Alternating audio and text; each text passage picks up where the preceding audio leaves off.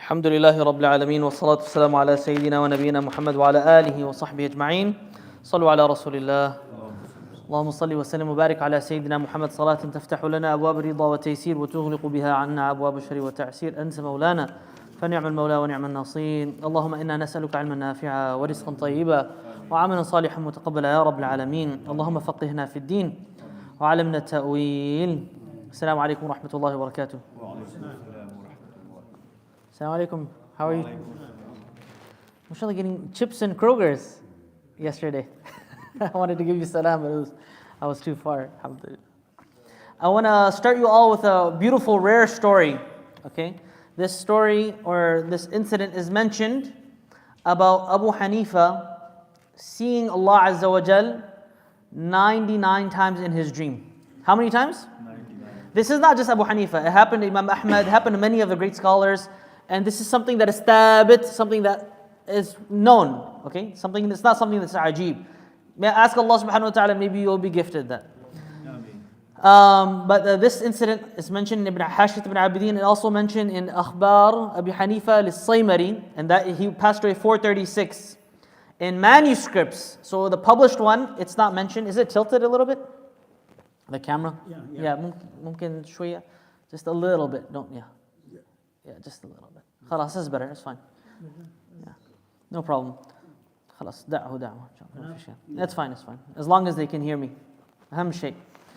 So this story of Abu Hanifa, rahimahullah, is mentioned, okay, in many books, where he saw Allah Azza wa Jal 99, just leave it. Jazakallah khairan. He saw Allah Azza wa Jal 99 times. And he said to himself, that if I see Allah Azza wa Jal one more time, I'm going to ask him Azza wa Jal, بِمَا يَنْجُو الْخَلَائِقُ مِنْ عَذَابِهِ يَوْمَ الْقِيَامَةِ He thought to himself that if I see him one more time, I'm going to ask him a question. How can al-khalaiq, the creation, be saved from his punishment on Yawm al-Qiyamah?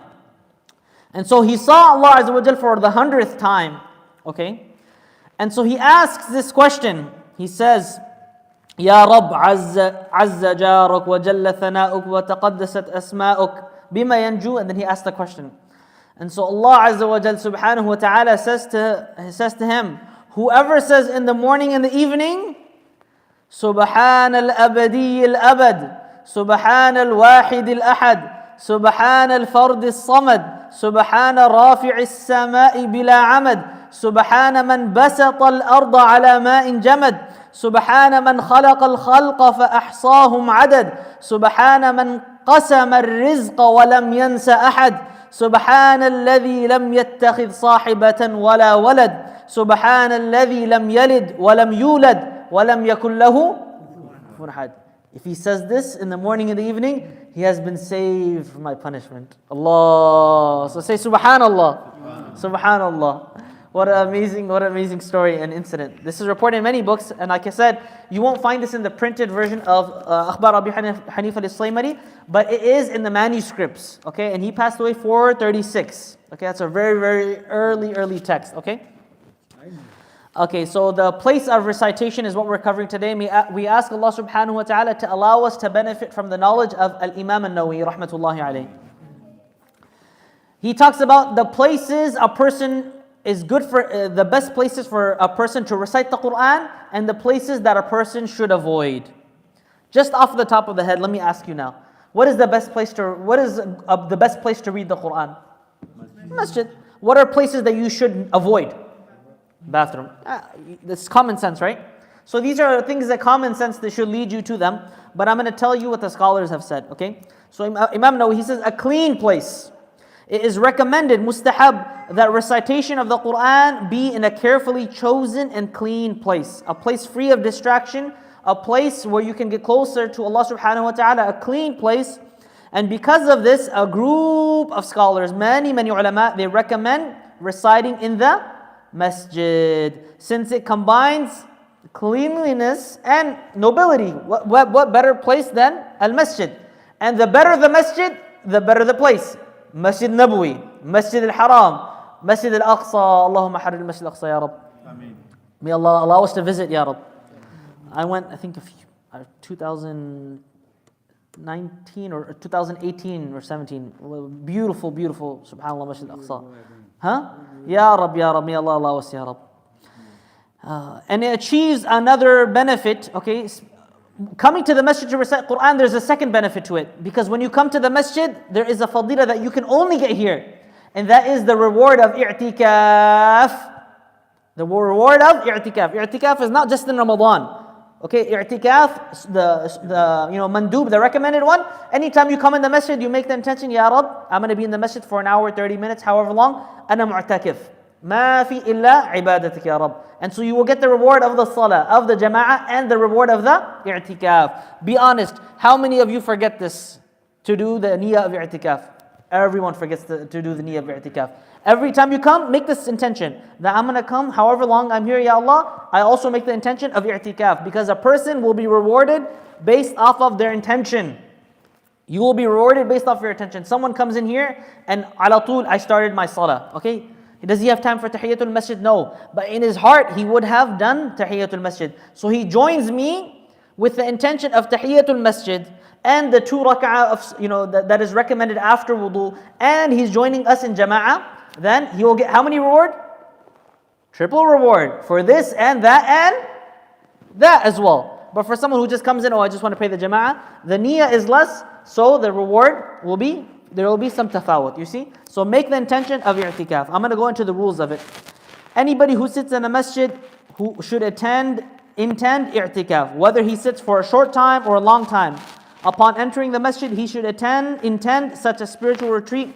This etiquette should be given attention and disseminated widely so that the young children and that the general public know of it, for it is one of those things that is widely ignored. Imam al-Nawawi is saying this, that it's widely ignored. Imagine now in our time, how ignored it is. Okay, and then he goes into, I'm going to go into more details about some ahkam, but I'm going to quickly go over what he says himself. What's the hammam? What do we call the hammam? The lavatory, the restroom. But when they used to say hammam, what do they mean? Bathhouse, Turkish bathhouse, Maghribi bathhouse. Hammam would be a place, because they didn't have personal bathrooms and personal bathtubs and this, that we have now. They would go to the community, the local bathhouse, and that's where they would completely clean themselves. So, what's the ruling of reading Quran there? So he says the righteous forebears disagreed over whether it is offensive or not offensive to recite in a bathhouse. Our Shafi'i companions said that it is not offensive. Ibn al-Mundhir, whose illustriousness is agreed upon, his makanah and his ilm is something that everyone acknowledges. He relates in his book called Al-Ishraf ala Madhahibi Ahli al-Ilm from Ibrahim al-Nakha'i and Malik, and also the opinion of Ata, that it is not offensive. However, some scholars, they deemed it to be offensive, and then he mentioned some of those that hold this opinion. Sha'bi, he says that it's offensive to read the Quran in 3 places. Bathhouses, the hammam, the places where you bathe, lavatories, the restroom, and mill houses. Why? Because there's going to be a lot of noise. It's like going to phase 2 construction, and you're reading Quran, muz'ij. What are you going to be listening to Quran and reciting it, or are you going to be interrupted and disrupted? So it's like going, astaghfirullah al-azim, in Nashville they have concerts. Going to the concert next to it and reading Quran. Go somewhere else. This is not the place to be reading. Or let's say you go to a cafe. Oh yeah, I want to drink some coffee and read Quran, and they're blasting music. This is not the place, probably the best place for you to sit aside, have an open heart, come to the masjid or read in an open, clean place. On the road. So then he mentions a few things here, but I'm going to mention the ahkam from myself, inshallah ta'ala. When it comes to i'tikaf, okay, lughatan, it means al-iqbal ala shay' wa mulazamatuhu ala sabil al-ta'zim. Ala sabil al-ta'zim lah. So Al-Raghib al-Asfahani, he mentions the word i'tikaf or akafa, does it come in the Quran? Yes, it is. وَأَنْتُمْ عَاكِفُونَ فِي الْمَسَاجِدِ. Yeah, وَالطَّهِرْ بَيْتِيَ لِلطَّائِفِينَ وَالْعَاكِفِينَ وَالرُّكَعِ. It comes many times. Okay, so Al-Raghib al-Asfahani, he only has a dictionary for Quranic words. So he's the one who's saying this. He says it means linguistically to turn towards something and adhering to it as a form of reverence, respect, and ta'zeem of it, not just doing it. Okay, and shar'an it means الاحتباس في المسجد على سبيل القربة. That you're doing a spiritual retreat, staying in the masjid as a means of drawing closer to Allah Azza wa Jal. So your intention to do i'tikaf is drawing closer to Allah subhanahu wa ta'ala. When a student wants to study, where does he go? School, the library, because he can focus there. He'll get maybe tired at home or busy at home. He won't be able to think properly. If a person wants to work, they're going to work at home when their kids are running around this, that, or they're going to do in their office. They'll do in their office. Depends. Of course, maybe you have a personal library or personal whatever, however you manage it. The masjid is the best place for you to cut yourself off and focus on your relationship and alaqa ma'Allah Azza wa Jal. Before Islam, before prophethood, Rasulullah sallallahu alaihi wasallam, where would he seclude himself? In Ghar Hira. After prophethood, did he go back there and seclude himself? No. But what did Islam give us? What did Sharia give us? I'tikaf fil masjid. You want to seclude yourself, you want to disconnect, you want to open yourself up to Allah Azza wa Jal and nur coming in? I'tikaf. So this is something that we should all be doing, okay? So some fiqh rulings, of course, related to i'tikaf. No intimacy with your wife. Women can do i'tikaf, according to us, Hanafiya, in the musalla of their own homes. Everyone in their own homes, they have a place where they pray salah. Women, Ramadan especially, in the last 10 nights, they can do i'tikaf there. And also other fuqaha, they say you can do i'tikaf in the masjid if the facilities are there and there is no, you're not afraid of there being ikhtilat or some things may happening, like meaning they have their own private restroom and private facilities, then this is something that is totally allowed. But they have to seek permission from their husbands. They have to what? Seek permission from their husbands. And it's, of course, the fuqaha also mentioned that if you think that in i'tikaf, growing up, they used to believe that doing i'tikaf, you have to be quiet. If you speak, it's not good. No. It's makruh to remain silent thinking that this is a form of ibadah. It's not a form of ibadah, okay? But if a person chooses to be silent because they just don't want to talk, that's different. Okay, but to think it's an ibadah, that was in the shara'i' before. إِنِّي نَذَرْتُ لِلرَّحْمَنِ صَوْمًا فَلَنْ أُكَلِّمَ الْيَوْمَ insiya. So their sawm and their fasting was not just from food, but it was also from speaking. That was who? Maryam alayhi salam. Allah told her, say this. Why? If they're going to say things to you, إِنِّي نَذَرْتُ لِلرَّحْمَنِ صَوْمًا فَلَنْ أُكَلِّمَ الْيَوْمَ إِنسِيًّا.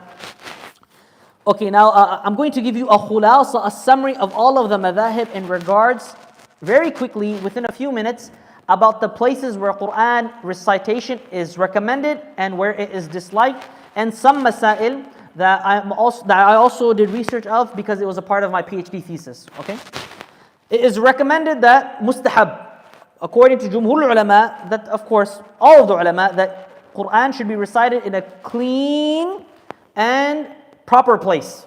Yes or no? Of course. Okay. This is why the ulama, they mention and they recommend that the best place to do that is in the masjid, as mentioned by Imam An-Nawawi. Okay? كما صرح به النووي. The Hanafiya, Malikiya, Shafi'iyya and Hanabila, they also mention that it is disliked to recite the Quran in filthy places. Filthy places. Don't go to the dumpster and start reciting Surah Al-Baqarah. هذا ما ينبغي. Don't go into the restroom and recite Quran. This is not the place for it. Okay? The Malikis, they made an exception for small verses that are recited for ta'awudh and seeking protection. So if you go and you're in a dirty place, and you read because you're afraid of where you are at, then there is no problem in that, okay? The Hanafiya, they state also that reciting the Quran in a slaughterhouse, a bathroom, or all of these different places of impurity is disliked, okay? There is a difference of opinion in regards to the bathhouse. The place where they all collectively come together and then and the hammam, as I mentioned. The Shafi'iyya, they allow it without dislike. The Malikiya, they dislike it unless it's for small verses, just like before, for protection and ta'awudh, dhikr. The Hanafiya, they say it's okay, but there's conditions. That the awrat are covered, meaning you're not seeing, astaghfirullah al-azim, people that are uncovered.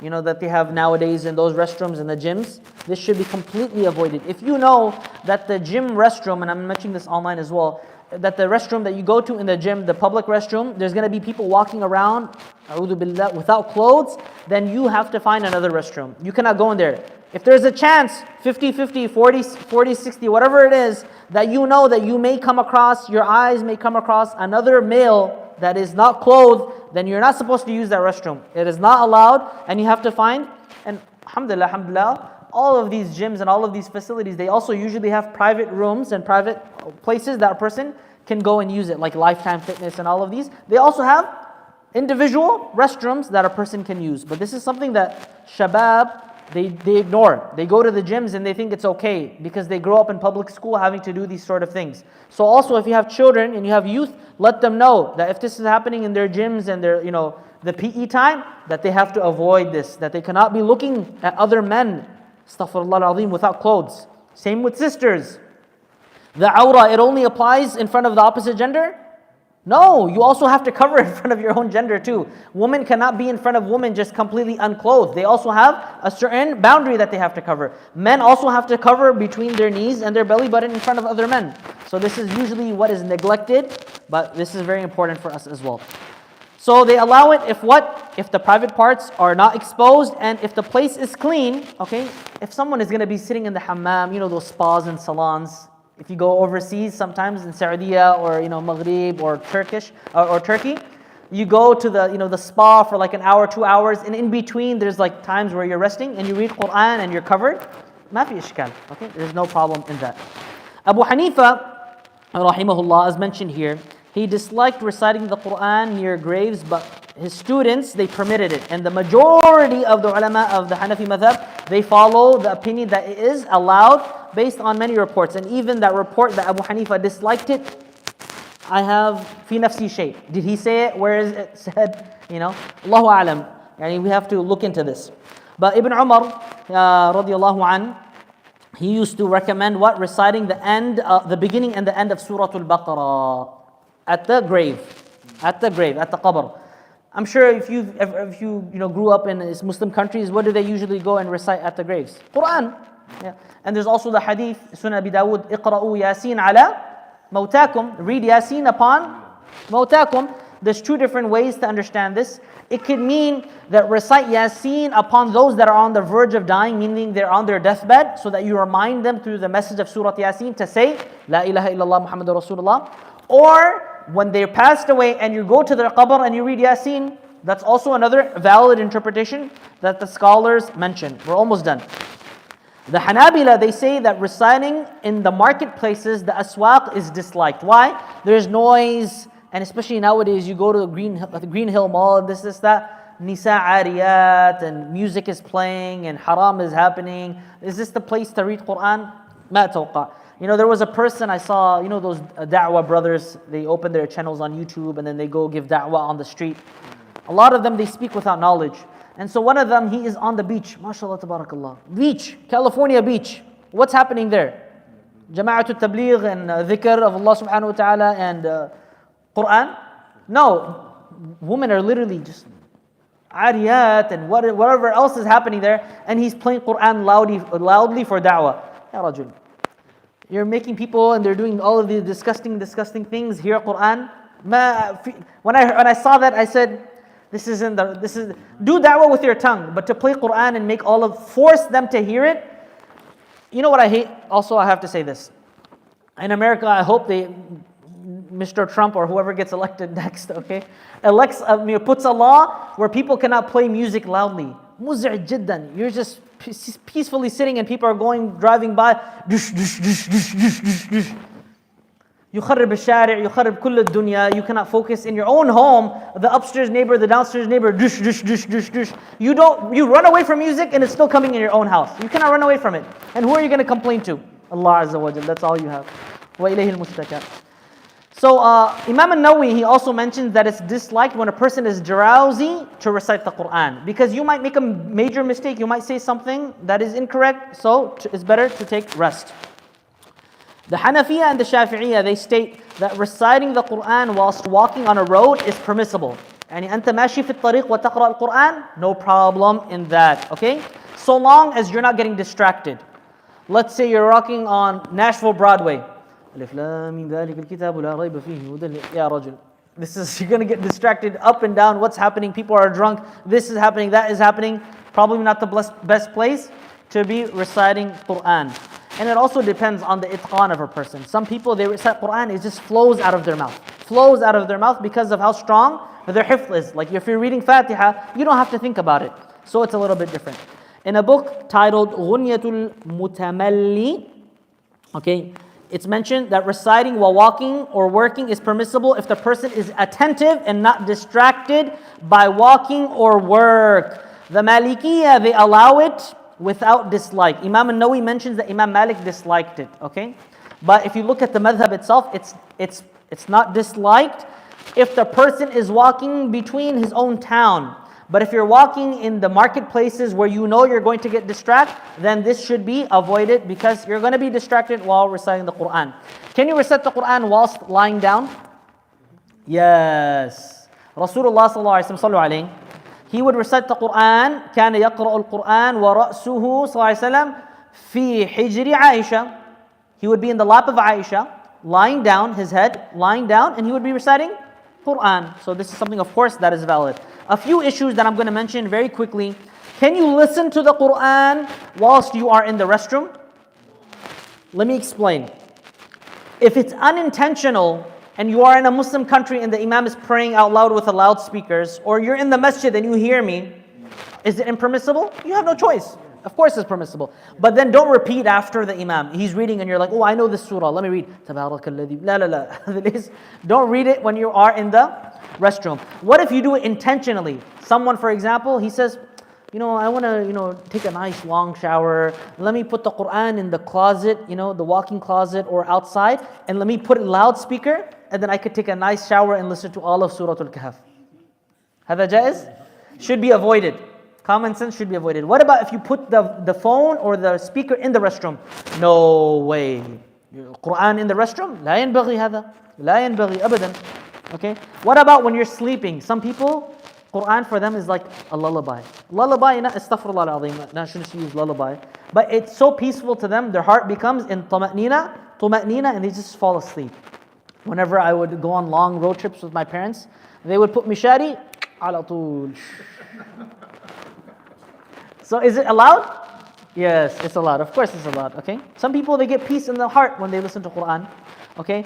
But you shouldn't just make it an aada every time you hear Quran is only for sleeping. No, that shouldn't be the case either. This is an issue I discussed in my PhD thesis. Who gave me the idea? One of my teachers. Can you listen to Quran at the time of intimacy? هذا يجتنب, okay? This is something that a person should avoid, of course. There are adhkar.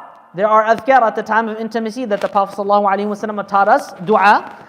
Do that dua. Don't read Quran and listen to Quran. واحد بيقرأ صوته ما شاء الله الشيخ عبد الباسط وأنت في وادي كذا وكذا. مشكلة هذا. Do you have to do sajda to tilawa if you're listening to a recording? Let's say you're listening to Surah Al-Alaq and you're listening to from Mishari, for example. Do you have to do sajda to tilawa? No, you don't have to. Because it's similar to, it says though, let's say you heard that ayah from an echo. You have to do it? No. If you hear it directly and it's recited in front of you, in a majlis in front of you, then you have to do sajdatul tilawa. Okay? But if you hear it from a recording, then you do not have to. This is mentioned in Fatawa Hindiya, which is a fatawa book, collection of fatawa, according to the Hanafi madhab.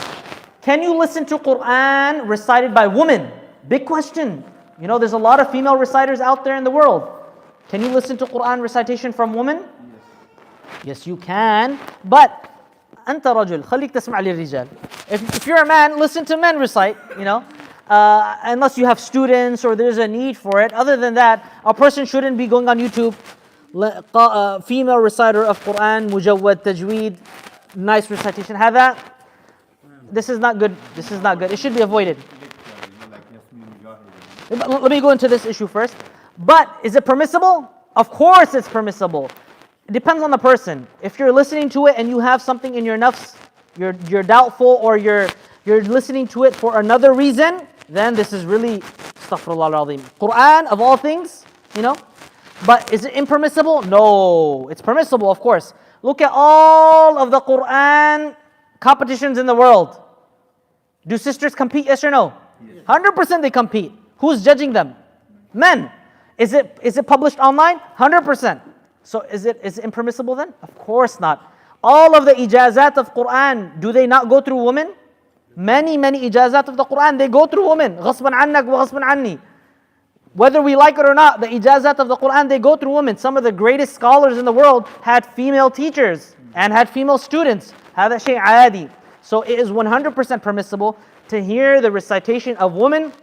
But again, there's a difference between having students and listening to a competition or something. There's like a munasaba, rather than you going on YouTube and selecting, and I want to listen to the sister recite and not the brother recite. Then, we all have our own brains and we all know. بل الإنسان على نفسه بصيرا وأنت مسؤول أمام الله. وصلى اللهم على سيدنا ونبينا محمد وعلى آله وصحبه أجمعين. بسم الله. Yes, women can lead the prayer for women. No.